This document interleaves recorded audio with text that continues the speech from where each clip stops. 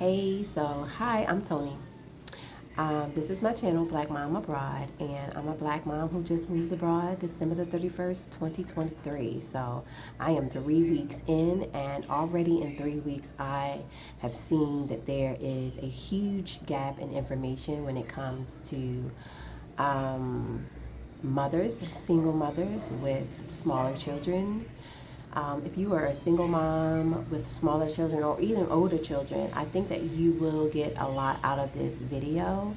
And this video is not like a numbered video. I'm just literally going to talk to you about my experience today at a park. Like I said, I've been here for 3 weeks. I have two twin daughters who are 4 years of age. And today I decided that we were going to get out, try to meet up with other black people who live in Merida, go take a walk. It's at a park. So I thought I was winning, okay? I thought I was winning. And for a long time I was. So I take an Uber to the park. It's about a 20 to 25-minute ride from where I live. I live in Cholula, and this park was in Merida Central, near Central, I believe. So that was fine. We got up early, and I already knew that I was going to get something to eat while we were out. We were going to grab breakfast because the walk is from 8 to 9. So I brought some water. My girls usually don't eat early in the morning. They typically eat maybe about an hour or two after they're awake. So we get there. We pretty much run into the group because I got there a little late because the Uber took a while and the ride was just longer than I expected. And so we got there late, but I think we walked right into them. And so that was good. I met a couple of people and learned a little bit about their stories. It was refreshing to talk to people who spoke English. It was refreshing not to have to think all the time. And so I got to know other people who had just moved. It was a lot of like new people, maybe within the first month or two. So that was really interesting to hear about some of their experiences. So the girls, they're walking, they're very friendly, so they are integrating themselves with the expat group, holding other people's hands. My daughters are very, very, very, very friendly, and I love that quality about them. But I also understand that that poses risk, and they just don't know that yet. And so it's been really tough trying to maintain that innocence, but also teach them safety. So we are walking through the park. The girls are enjoying it. There's some dogs there within the group. They love dogs.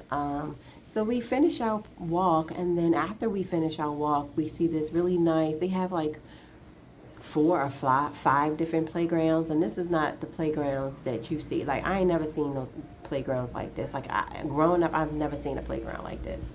Never. Like, I wanted to give you a peek of what the parks look like, but I could not, and you will know why after I'm done this story. So I stop off and I let the girls play on the playground, and they love the playground, so they're playing. They getting all this good exercise in, and I'm talking to another mom who came here with her young daughter, and we're just sharing some of our experiences. So we talked for a little bit, and then I think one of my girls fell and like skinned their knee. So that was it. She needed to be wiped off, and I think it was Mila. She needed to be wiped off, and at that point, I could tell they was tired and hungry, and I was hungry too. So I was like, okay, well, let's wrap this up. Well, not before going to the bathroom, which is always a big to do when you're in public and you don't know the language and you have two twin girls. So I'm going to actually make a video of the 12 things I think it's important for single moms to bring.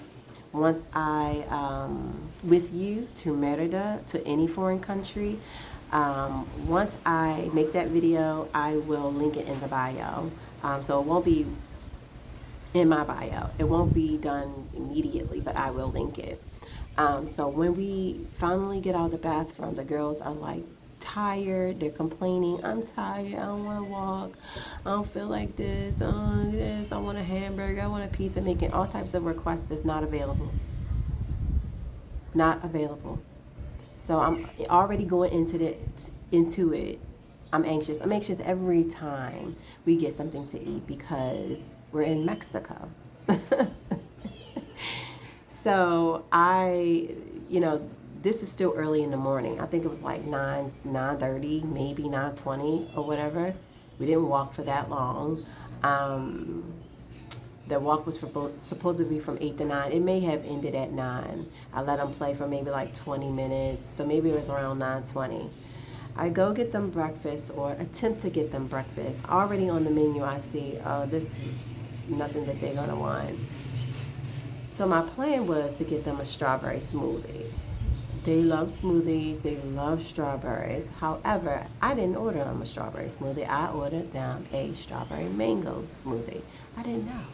But before we even get to the strawberry mango smoothies that were supposed to be strawberry smoothies, I'm paying for the things that I just ordered. And instead of him typing in 466 pesos, he types in 4,667 pesos. So I'm paying $300 for something that I was supposed to pay $30 for, okay?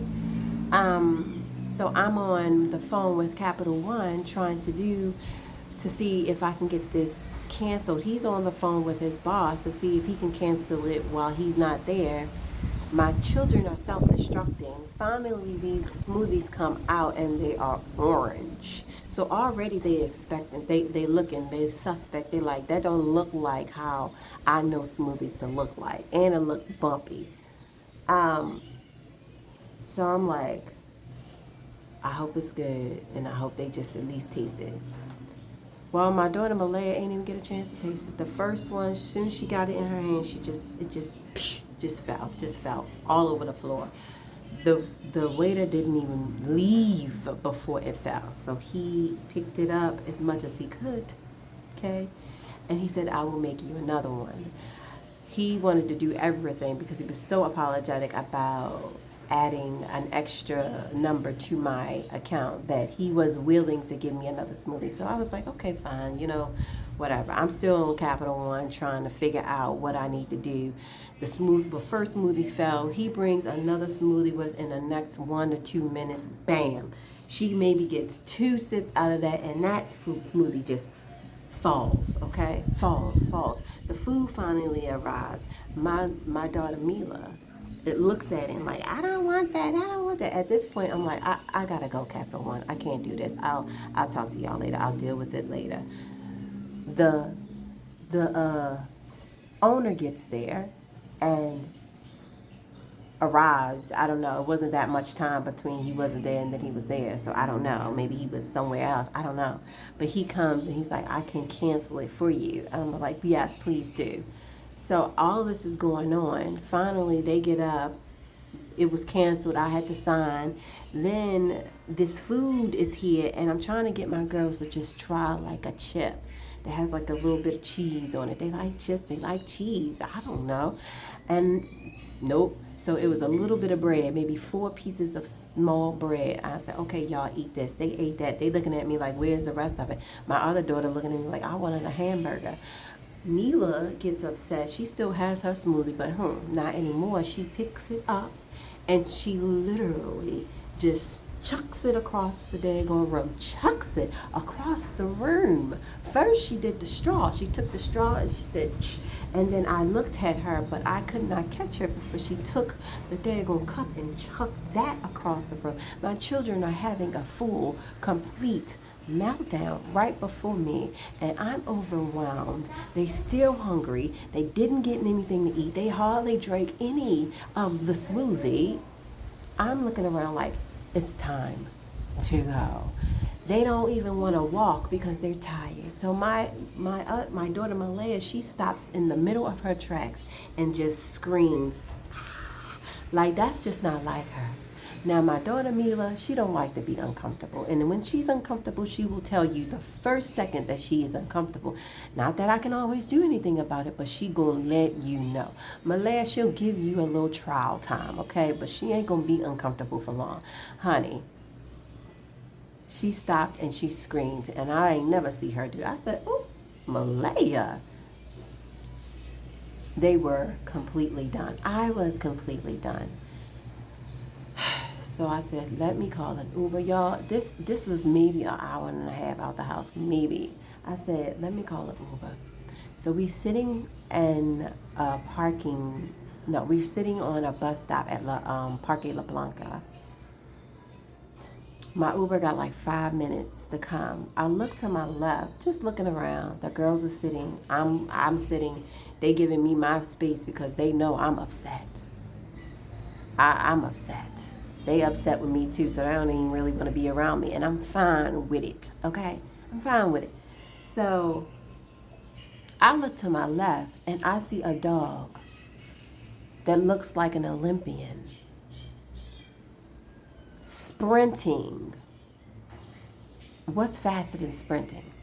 Sprinting across the street, crashes into a motorcyclist. He falls. I think he was delivering food. All the food just falls out everywhere. And I'm looking like, oh my God. This same dog turned towards me and these tired children that's sitting on this daggone step. I just want them to come here. I don't want them to look at the angry dog that's charging toward us. Now, let me tell you something. I didn't see a dog run before. This ain't no Harry Stroll. This wasn't no, let me get my cardiovascular in. This was, I'm hunting something. I'm angry. I want to do something. I don't know. But it was enough to get my black, you know what, up out of there. Okay, I may live in Merida now, but I'm still black. I will always be black. So when I saw this dog charging toward us, I'm like, girls, come on, come on, come on. And they not listening to me because they over me. So now I have to physically go get these two twin girls and try to like bring them towards me. Because I don't know if there's danger or not, but I ain't gonna sit there. We finally get home. We finally get home, and y'all know what? I made them some pancakes. I made them some pancakes with some maple syrup, and I gave them a fruit popsicle that I made myself. Put it in the freezer, put fruit juice in the freezer. Listen, it was simple, but it was comfortable, and it did the trick. Why am I telling this story? Because this story hasn't been told. I will speak from my own experience. When I started looking at moving to different places in the world, I would look specifically for single mothers because I'm a single mother and I want to know, how can I navigate this country? Is there any more information that I can get that may be valuable to me as a single mother? And I saw a lot of, she is adjusting well, she's learning the language, she likes it, but where is that on the timeline? Because you get this idea, it starts to perpetuate this idea. You talk about people who is 5 years in the game already, 2 years in the game already. They didn't show up like that, okay? So where is that timeline? Where is that? I am here to tell you that my kids are not adjusting well, okay? They are saddened, they are grieving, they are overwhelmed. And I'm not saying I'm leaving.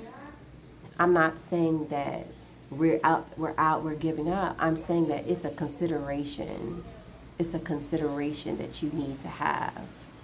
And that's why I think it's very important for me to do that video of 12 things that every single mom should bring their toddler when you are planning to move or to spend significant time abroad.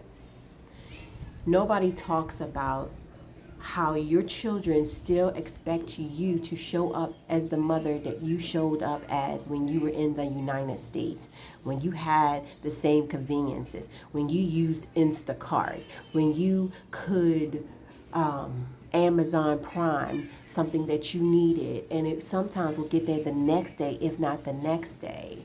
When you really did not have to come out of your house for a lot of things if you did not have to, like where you knew what the food was, what the ingredients was, you knew how to cook it, how to prepare it, you knew what your children liked, it was readily accessible. They think that that's the same parent that they're getting because that's the parent that you have been. They don't know and they do not understand that you are also going through a culture shock. Like, you are learning, you are growing, you are trying to understand, you are in survival mode. I am in survival mode. Like, things are not going to get easier right away. Things are going to get harder. And do I say this to discourage you? Oh, hell no. Why would that discourage? It may, but I am not saying it to discourage. I am saying it because you need to know. It's not nothing that I don't think that you can get through, because I know you can. But you can get through easier because now you have the information. That's what I love about Black people. I love that we are willing to provide information. At least I am. I will speak for myself. I am willing to provide the most honest, real-time information that I have, because why would I want you to go through this? Why? One of the things that I really, really wish I would have thought about is, and I did think about it,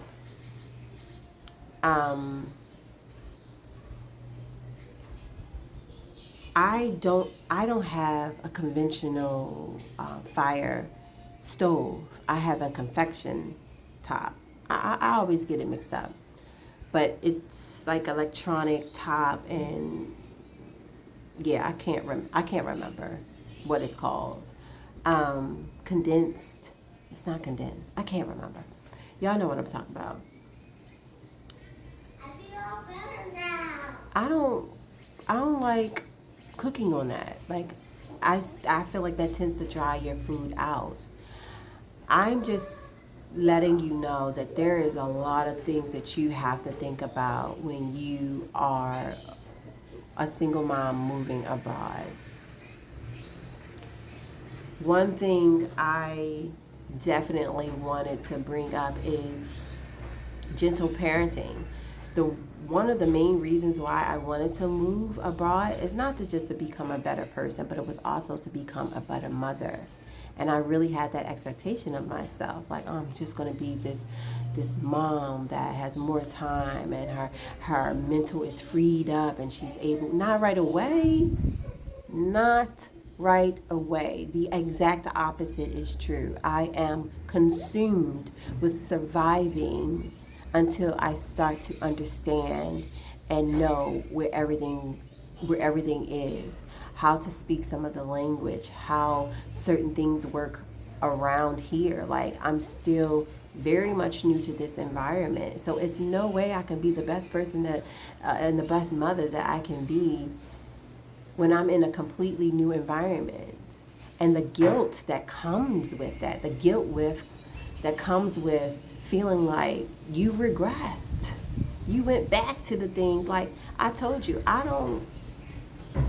I do not like spanking my children. I don't like punishment in that way where I have to put my hands on my kids, but I did that today. I did it today, and I felt bad. I felt horrible. And then I had to say, you need to give yourself and your children some grace. They are trying to adjust just like you are. And they don't know that you ain't got everything figured out. They don't know you don't understand the language. They don't know you just as lost as they are. They don't know.